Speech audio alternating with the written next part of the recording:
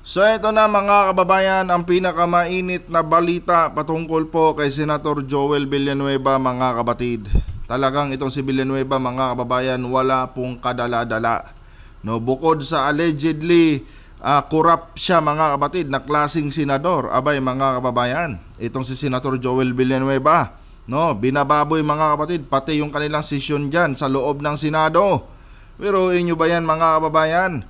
No, nakuhanan po ng kamera mga kabatid na itong si Villanueva nagsasalita daw po sa loob ng Senado habang puno yung kanyang bibig.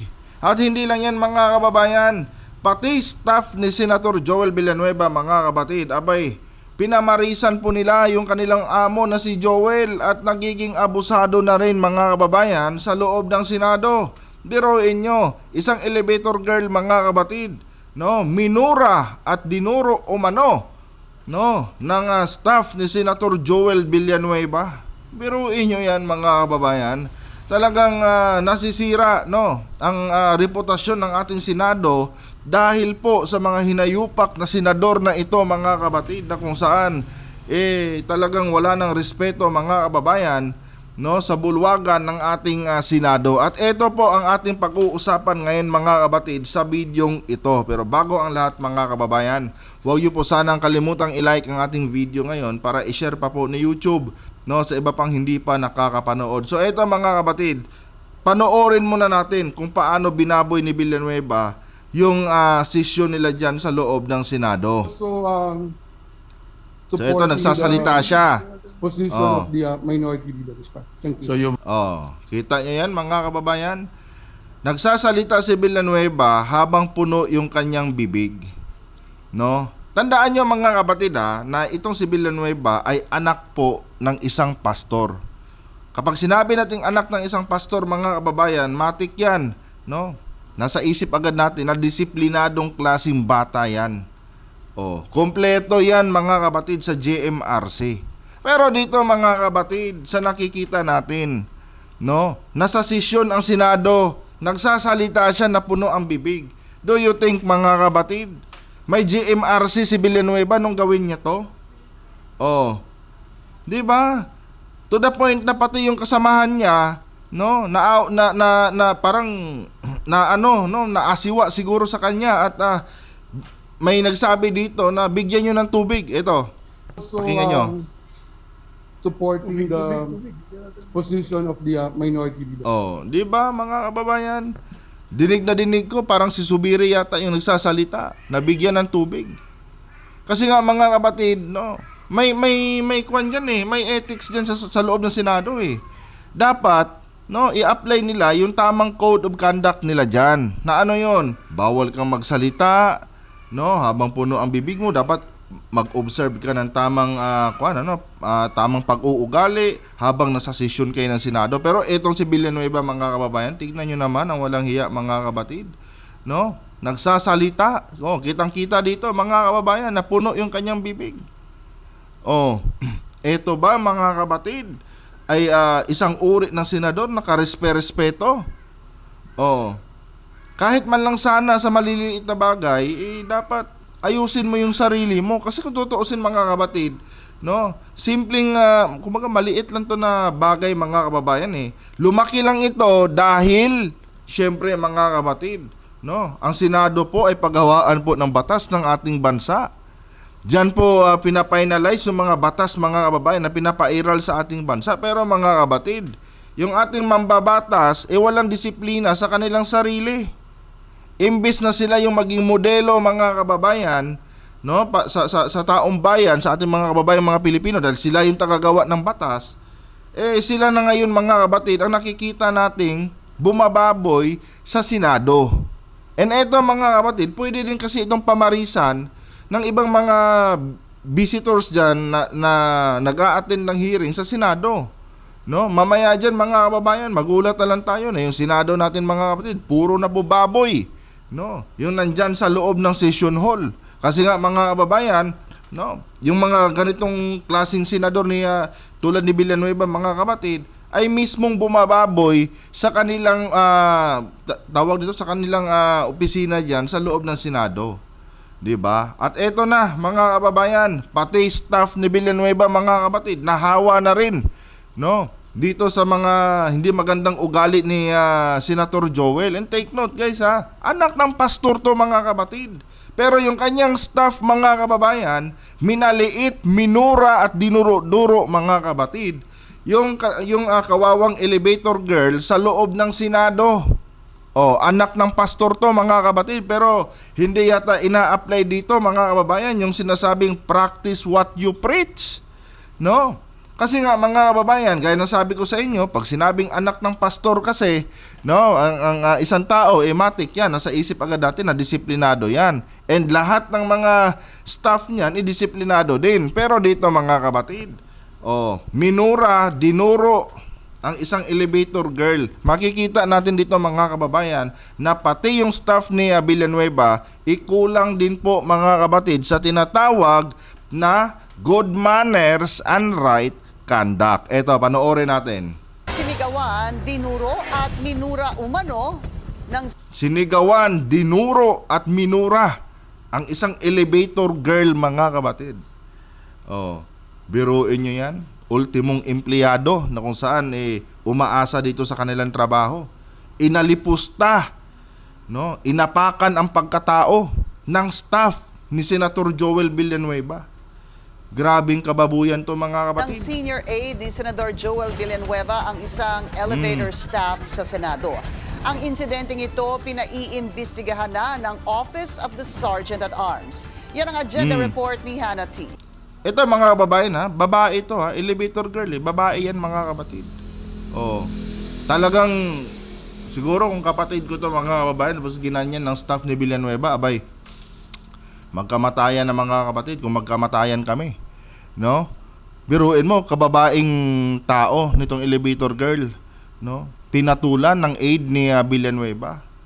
'Di ba? Halatang walang mga disiplina mga kapatid. No, itong mga staff ni Villanueva. Kasi kung disiplinado to mga kababayan, hindi nila magagawa tong ganitong klaseng pang-aalipusta sa kawawang pobre mga kababayan na elevator girl ng Senado. Imbestigahan na ng Office of the Sergeant at Arms. Yan ang agenda report ni Hannah T. Mura at duro ang inabot umano ng isang elevator staff sa Senado mula sa isang Grabe, senior aide ni Senator Joel Villanueva.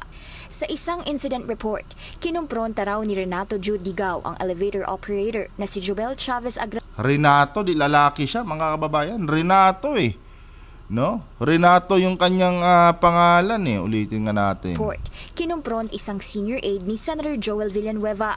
Sa isang incident report, kinumpronta raw ni Renato Jude Digao ang elevator operator. Mr. Renato Jude Digao. Mr. Renato, biruin mo yan. Kalalaki mong tao, no? Tapos inalipusta mo yung kawawang pobre na elevator girl na naghahanap buhay lamang para may maipakain sa kanyang pamilya. Biruin mo yan. Porket staff ka ng isang senador, gaganyanin mo na lang, no? Yung mga kawawang pobre na nagtatrabaho dyan sa loob ng Senado. Di ba? Alam nyo mga kababayan, natatandaan ko to dati no? Si Senator Pacquiao pala yon. No, na kung saan mga kabatid medyo alam naman natin si Senator Pacquiao mga kababayan makadiyos, no? At talagang may disiplina sa kanyang sarili. Minsan pong parang nagmalabis yata mga kababayan yung kanyang bodyguard, no, diyan sa loob ng Senado. Alam niyo kung anong ginawa ni Pacquiao ng mga kabatid? Sinikmuraan ni Pacquiao. Hindi tinolerate ni Pacquiao mga kababayan. Ora-orada sinikmuraan ni Pacquiao nung nakita niya na parang bastos yung galaw ng kanyang bodyguard. So si Pacquiao mismo mga kababayan, no, na masasabi nating hindi talaga well-educated na klaseng tao dahil alam naman natin mga kapatid kung saan galing si Senator Manny Pacquiao. Na-apply niya sa kanyang sarili yung tamang pag-uugali at tamang disiplina. However, mga kapatid, itong si Joel Villanueva, no, na isang anak ng pastor, no, at senador, mga babayan, ultimo GMRC mga kapatid. Basic po yan sa buhay ng isang tao. Hindi niya po naturuan itong kanyang mga alipores. Paano? Maging siya mga kababayan, no? Si Senator Joel mismo, wala pong GMRC mga kapatid. Oh. Siya mismo walang respeto. Syempre mga kababayan, no? Ginaya siya ng kanyang mga staff. O ngayon mga kapatid, lalaki na staff ni Villanueva. Halos tawag nito, halos apak-apakan or inapak-apakan na nga, no? Yung pagkatao ng pobreng elevator girl. Ikaw ba naman murahin, duruin, sigawan mga kababayan, matutuwa ka ba niyan? Alam nyo, itong Duterte Black talaga, no? Alam nyo mga kababayan, talaga napupuno na ako dito Bakit kamo? Halos Duterte Black members mga kapatid, na mga senador, ang laging may issue dyan sa Senado. Nung nakaraang mga buwan mga kababayan, kung matatandaan nyo, staff ni Robin Padilla nagdala ng marijuana sa loob ng Senado at humit-hit ng marijuana sa loob ng Senado. Ngayon na naman mga kapatid, staff na naman ni Villanueva nakasama ni Padilla sa Duterte Black. Minura-mura, dinuro-duro. Yung kawawang elevator girl. Di ba? Itong grupo na ito mga kababayan ng Duterte Black dyan sa Senado, talagang mga tarantado talaga mga kapatid. At wala mga, alam yun, asal kalye na klaseng mga senador. 'Di ba? Si Bato, tignan nyo mga kababayan. Hindi na ginalang ang Senado, panay absent. Walang paalam mga kapatid. 'Di ba?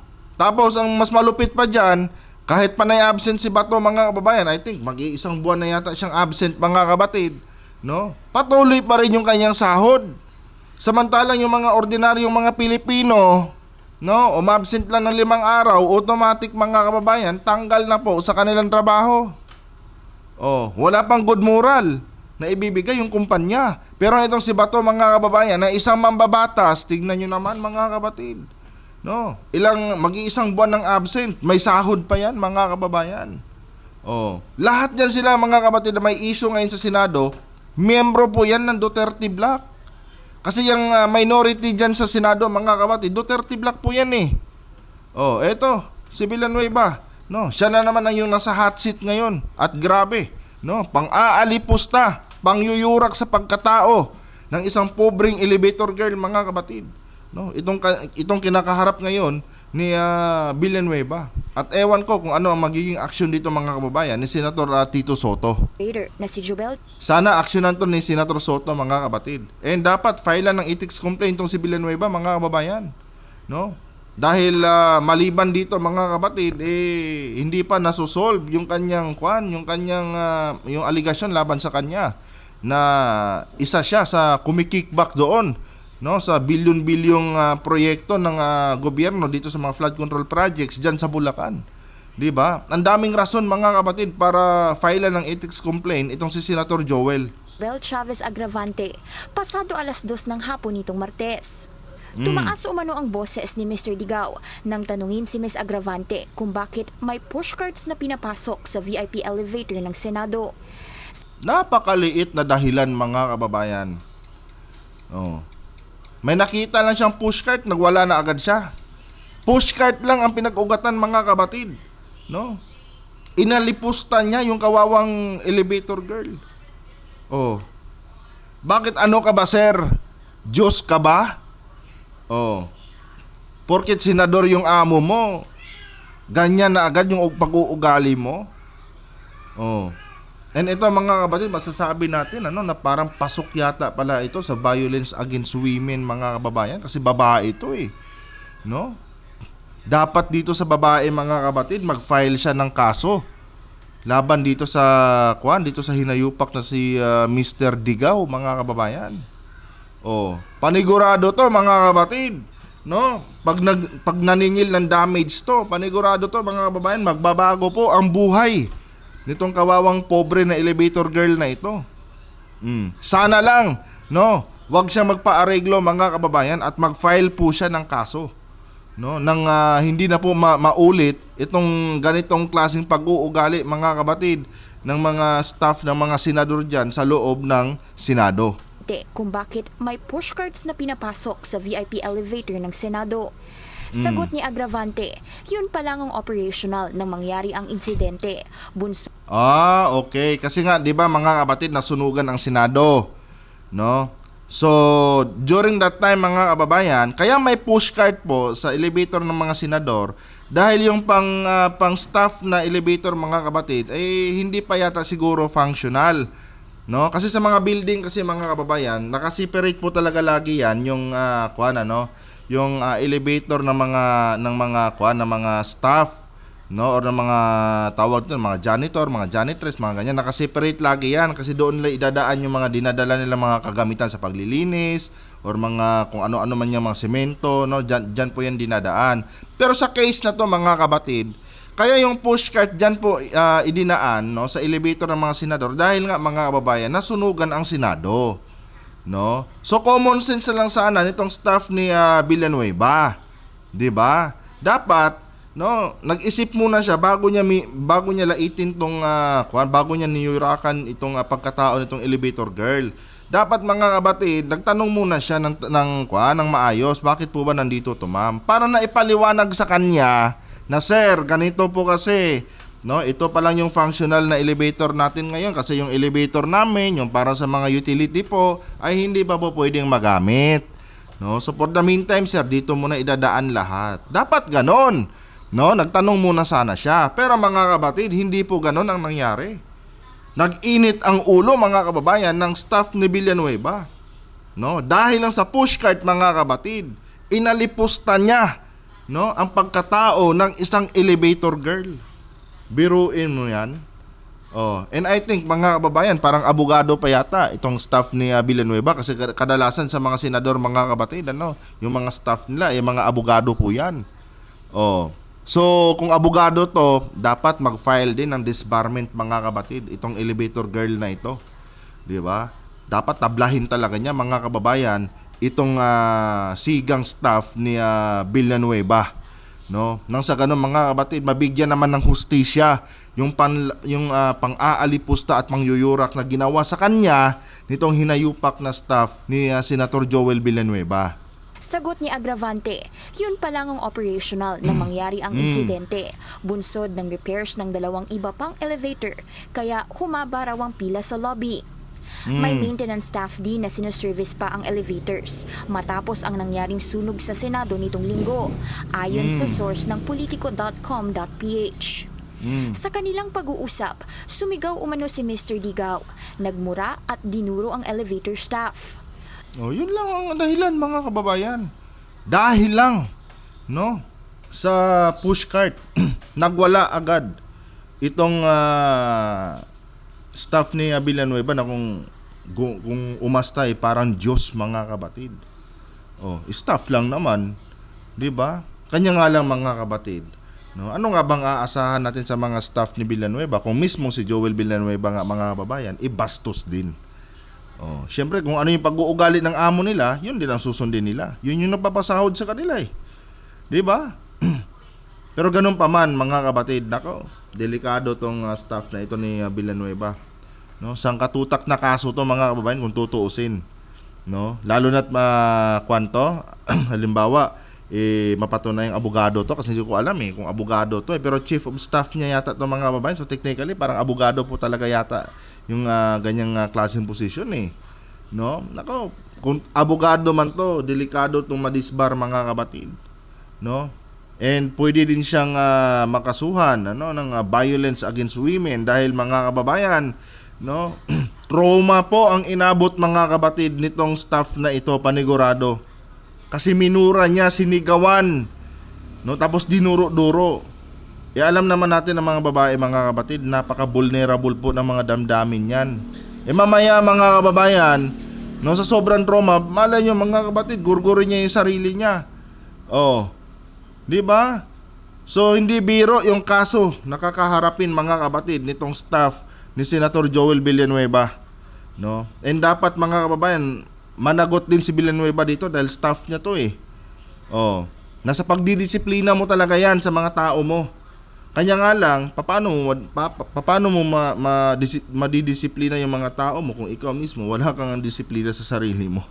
Diyos ko. Tuloy-tuloy daw ang confrontation ni Mr. Digao sa kanya hanggang sa umexit na siya ng elevator. Sinabi ng isang witness sa politiko na tinalo pa raw ni Mr. Digao ang mga senador kung umasta at Talaga naman. Tinalo pa talaga niya yung mga senador. Si Pacquiao nga dati, gaya sabi ko sa inyo mga babayan, si Senator Pacquiao nga dati, no?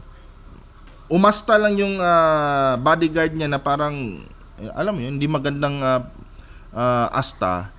Sinikmuraan agad ni Pacquiao, pinatikim agad ni Pacquiao. Pero itong hinayupak na to mga kapatid, nako, talo pa ang Senate President kung umasta mga kababayan. Hindi makatao to mga kapatid. Pangbababoy po ito sa pagkatao ng isang pobre. Yung elevator girl na yan, panigurado, yan lang yung inaasahan niya. No, na trabaho niya. Proud na siya dyan sa trabaho niya mga kapatid bilang elevator girl. No, lalo na nasa Senado siya. Pinagmamalaki niya yan yung position niya na elevator girl dyan sa loob ng Senado. Tapos ikaw, no, na intelihenteng tao di umano, may pinag-aralan, no, binaba mo yung sarili mo at nag-asal kalye ka, no, at inalipusta mo yung pagkatao ng pobreng elevator girl na yan. Abay, dapat ka talagang makulong, no, dapat mo talagang pagdusahan tong ginawa mo sa pobreng babae na ito. at akalay hari siya sa Senado. Hindi raw ito tamang asal ng government officials. Kinumpirma sa amin ng Senate OSAA o Office of the Sergeant at Arms na patuloy ang investigasyon nila tungkol dito. Pumapasok pa rin si Ms. Agravante at inimbitahan na rin siya ng OSAA sa kanilang opisina tungkol sa nangyaring insidente. Sinubukan naming kumuha ng panig mula sa kampo ni Senador Villanueva tungkol sa aksyon ng kanyang opisina tungkol dito, pero wala pa itong sagot sa amin. Makapal na lang mukha mo pag ipagtatanggol mo pa yung o ipagtanggol mo pa yung staff mo. 'Di ba? Sobrang kapal na talaga ng mukha ni Joel Villanueva mga kapatid. Kung sasabihin niyang nasa katwiran yung kanyang staff. Alam niyo mga kababayan, nakakadismaya po talaga, no? Kung sino pa yung mga mambabatas natin, nako mga kapatid, sila pa yung number 1 na pasaway at bumababoy ngayon sa ating Senado. 'Di ba? And halos lahat ng nasa issue ngayon mga kababayan, particular diyan sa loob ng Senado, no? Mga kampon po ni former President Duterte. Kasi miyembro ng Duterte Block itong si Juan itong si Villanueva no? Grabe mga kapatid. Kung sino pa yung senador na sangkatutak na aligasyon patungkol sa korupsyon ang kinakaharap mga kababayan, sila pa yung masyadong bulgar, no, na may ginagawang kababuyan diyan ngayon sa Senado. Hindi talaga pwede mga kapatid, no, na hindi po masibak yung staff na yan ni Villanueva. And kung ako lang din na masusunod mga kababayan, dapat filean na rin si Villanueva ng ethics complaint. Dahil liability niya yung mga staff niya mga kapatid may pananagutan siya diyan. Dahil staff niya yan personal staff niya yan mga kapatid 'Di ba? Anyway mga kababayan, hanggang dito na lang po itong video na to. Kung nagustuhan niyo po ang ating usapan ngayon mga kapatid, yung ating talakayan po, huwag niyo po sana kalimutan na i-like ang ating video para i-share pa po ng YouTube sa iba pang hindi pa nakakapanood. And uulitin ko sa inyo mga kababayan, lahat ng aking sinasabi dito ay personal ko lamang po na opinion at hindi po ito sumasalamin sa opinion ng mga eksperto, at hindi ko rin ginawa itong video na ito mga kapatid para paniwalaan nyo at impluwensyahan kayo. Yung opinion nyo po mga kapatid, no, ang dapat masunod. Kung hindi kayo agree sa ating sinasabi dito, okay lang po yan. Nire-respeto po natin yan mga kababayan. Hanggang dito na lang. Adios.